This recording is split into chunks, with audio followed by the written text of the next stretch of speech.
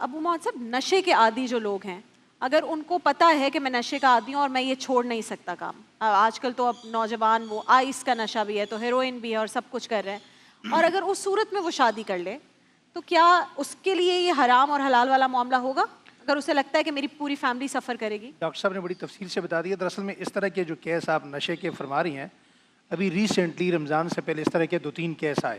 اچھا. تو وہ والدین جن کو یہ معلوم ہے, علم ہے کہ ہمارا بچہ نشے کی حد میں اس حد تک جا چکا ہے کہ بار بار اسے میڈیکل ایڈمٹ کروانے کے بعد بھی اگر وہ نشے سے باز نہیں آیا, ٹریٹمنٹ اس کا نہیں ہو سکا اور وہ نشے کی عادت جو ہے وہ چھوڑ نہیں سکا, تو ان سے میری درخواست ہے کہ وہ کسی کی بچی کے سامنے جا کر رشتہ مانگ کر جھوٹ نہ بولیں کہ جی بچہ ہمارا ٹھیک ہو چکا ہے.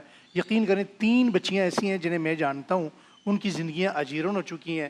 ایک بچی تو ایسی ہے کہ اس کے 2 بچے ہو چکے ہیں اور آج 2.5 سال ہو چکے ہیں کہ نشے کی لت میں اس کے شوہر کا کوئی پتہ نہیں, وہ زندہ ہے, وہ مردہ ہے, وہ کہاں ہے, وہ کہاں نہیں ہے.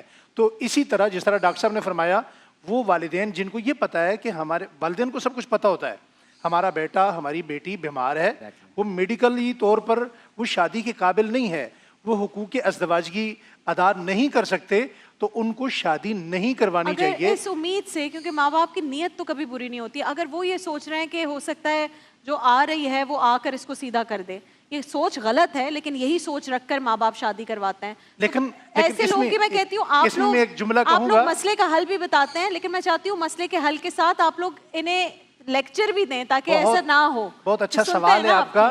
میں لیکچر کے ساتھ ساتھ یہ جملہ بھی کہنا چاہوں گا کہ آج ہمارے ملک میں سب سے زیادہ جھوٹ رشتے کے معاملے میں بولا جاتا ہے.